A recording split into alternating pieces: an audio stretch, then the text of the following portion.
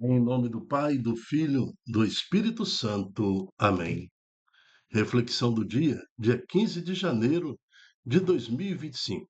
Primeira semana do Tempo Comum, quarta-feira. Santo do dia. Santo Amaro, amigo de São Bento. Século VI, Itália. Santo Amaro nasceu em Roma e entrou muito cedo para a vida religiosa. Filho espiritual e grande amigo de São Bento, tornou-se um beneditino com apenas 12 anos de idade, realidade daquele tempo, mas que apontam para uma necessidade dos tempos atuais. Ele foi apontado desde muito cedo como um exemplo de silêncio e também de correspondência às exigências da vida monacal, vida de austeridade, de ação, de oração. E pelo fato de testemunhar Jesus, orar e trabalhar. Santo Amaro teve a vocação à santidade. Esse santo foi quem sucedeu São Bento em Subiaco, quando São Bento foi para o Monte Cassino. Ele foi exemplo de virtude, obediência e abertura à ação do Espírito Santo.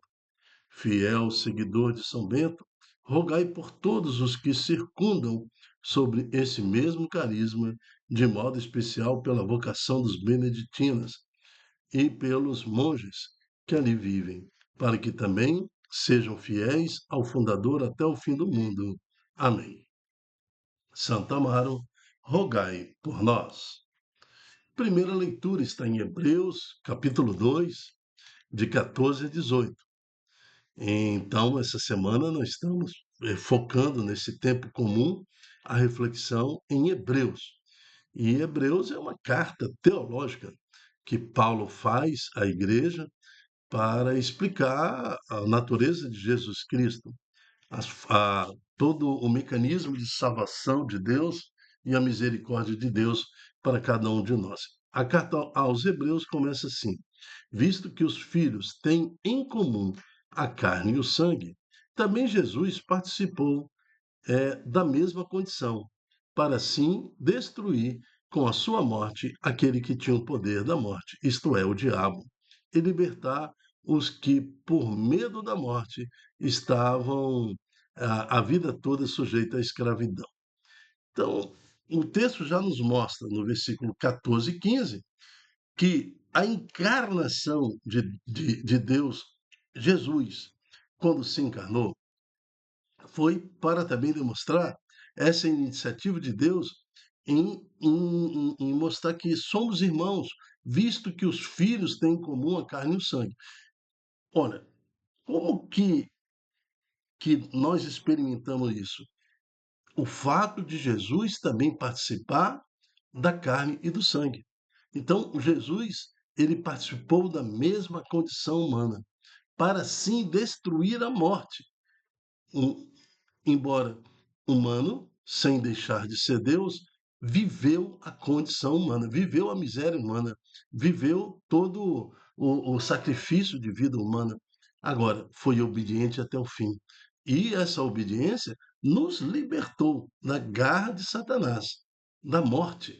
Ou seja, antes de Jesus, morria e ficava aqui, o resto mortais, né? Não tinha uma sequência, né, da vida eterna. Depois de Jesus, todos que morrem em Cristo ressuscitam em Cristo, assim como Cristo ressuscitou. E a ressurreição de Jesus Cristo não é um fato meramente de fé.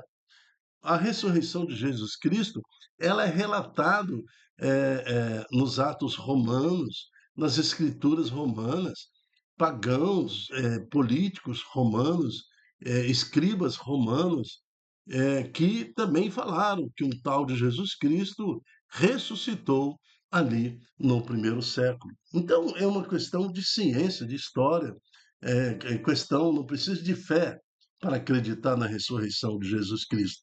Foi um fato histórico, um fato relatado, um fato documentado para que a gente pudesse, então, não necessitar nem da fé para acreditar da ressurreição.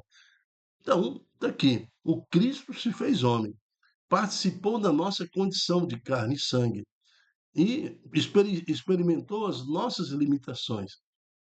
A sua fidelidade a Deus nos trouxe, então, a libertação, a morte, o diabo. Né? E libertar aqueles que, por medo da morte, estavam a vida toda sujeitos à escravidão. Porque fazer o quê? Lei nenhum salva, somente a misericórdia do Senhor há de nos salvar. Agora, versículo 16. Pois afinal, não veio ocupar-se com os anjos, mas com a descendência de Abraão. Incrível! O Deus que se fez homem e se ocupa com as misérias humanas. No salmo de ontem, nós falávamos, não é? Quem é o homem para Deus assim se ocupar dele? E aqui ele está explicando. Jesus não veio para se ocupar com anjos, veio para ocupar-se com a descendência de Abraão, homens e mulheres pecadores, mas que têm na sua herança, na sua Gênesis, a fé que recebeu dos seus antepassados. Agradecemos, então, a todos os nossos antepassados que nos trouxeram até aqui ao dia de hoje essa fagulha de fé. Então, essa esperança no nome do Senhor Jesus. Versículo 17. Por isso deveria fazer-se em tudo semelhante aos irmãos, para se tornar um sumo sacerdote misericordioso e digno de confiança nas coisas referentes a Deus, a fim de expiar os pecados do povo. Um, um sacerdote perfeito, fazendo-se em tudo semelhante aos homens, para que esse sacrifício, o sangue de Jesus, pudesse nos libertar, a fim de expiar os pecados do povo. Pois, tendo ele próprio sofrido ao ser tentado, é capaz de socorrer os que agora sofrem a tentação. Então, nós temos esta misericórdia de Deus, essa experiência de Deus. Deus sabe exatamente, né, e quis mostrar isso para nós, entende as nossas misérias, entende as nossas fraquezas. Nós estamos diante de um Pai misericordioso, que foi capaz de sofrer na cruz, o Cristo, sofrer, mas nos libertar e nos trazer a esperança da salvação. Amém. O responsório de hoje é o Salmo 10. O Senhor se lembra sempre da aliança. Oh, quanta misericórdia nesse salmo, né? Dai graças ao Senhor, gritai seu nome, anunciai entre as nações o seu grande feito, cantai e entoai salmos para ele, publicai todas as suas maravilhas. O Senhor se lembra sempre da sua aliança. Evangelho está em Marcos, capítulo 1, versículos de 29 a 39. O Senhor esteja conosco. Ele está no meio de nós. Proclamação do Evangelho de Jesus Cristo segundo Marcos. Glória a vós, Senhor. Naquele tempo, Jesus saiu da sinagoga e foi com Tiago e João para a casa de Simão e André. A sogra de Simão estava de cama, com febre, e eles logo contaram a Jesus. E ele se aproximou, segurou sua mão, ajudou-a a levantar-se. Então a febre desapareceu e ela começou a servi-los. À tarde, depois do pôr do sol, levaram a Jesus todos os doentes e possuídos pelo demônio. A cidade inteira se reuniu em frente da casa. Jesus curou muitas pessoas de diversas doenças e expulsou muitos demônios e não deixava que os demônios falassem, pois sabiam quem ele era. De madrugada, quando ainda estava escuro, Jesus se levantou e foi rezar num lugar deserto. Simão e seus companheiros foram à procura de Jesus. Quando o encontraram, disseram: Todos estão te procurando. Jesus respondeu: Vamos a outros lugares, às aldeias da redondeza. Devo pregar também ali, pois foi para isso que eu vim. E andavam por toda a Galiléia, pregando em suas sinagogas e expulsando os demônios. Palavra da salvação. Glória a vós, Senhor. No versículo 39, aqui o Senhor confirma com a sua atitude a missão da igreja, né? Versículo 38, Jesus respondeu: Vamos a outros lugares, às aldeias da redondeza. Devo pregar também ali, pois foi para isso que eu vim. E andava por toda a Galiléia, pregando em suas sinagogas e expulsando o demônio. A missão da igreja. A igreja tem a missão de anunciar.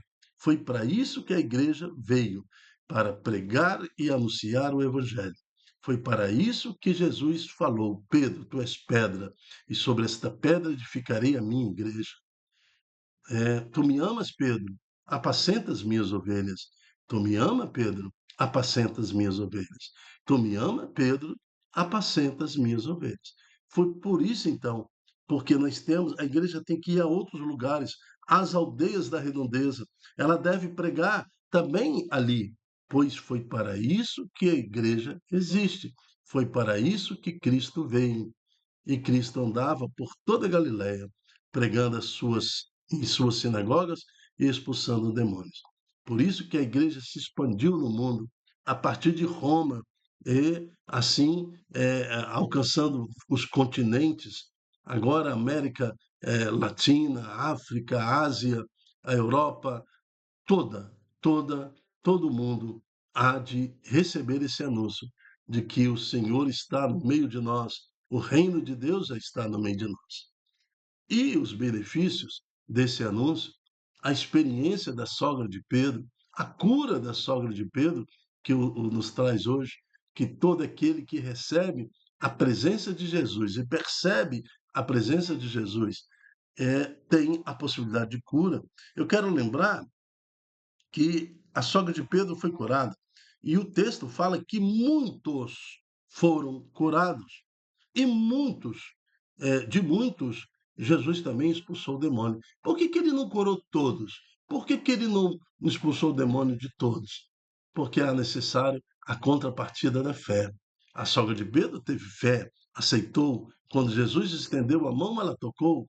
E quando muitos também mesmo Jesus estando ali, estendendo a sua mão, prefere não tocar, prefere recolher, porque são céticos, são pessoas que não têm fé, são pessoas que têm a sua base alicerçada em meras filosofias humanas, desconfiam de tudo, não têm a capacidade de entender que o Filho de Deus, ou não tiveram a capacidade de entender que o Filho de Deus estava lá, ou por ignorância, ou por infantilidade espiritual, falta de compromisso com a vida.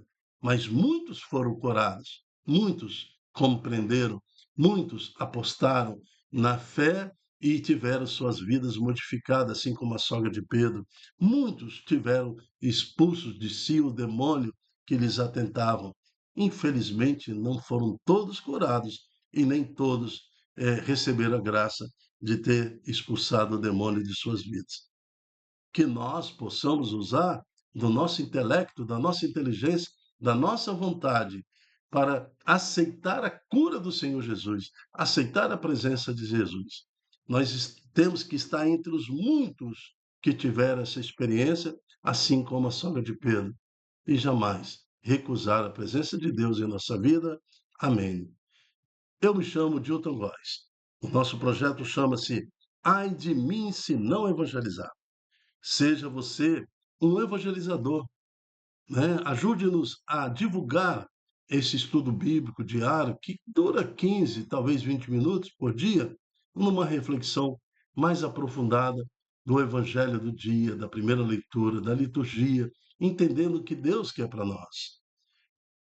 Passa também a multiplicação das redes sociais deste estudo, desta pregação, para que mais corações estendam suas mãos em resposta à mão estendida de Deus e aceite a cura, aceite a libertação, em nome de Jesus. Amém. Até a próxima, se Deus quiser. Tchau, tchau.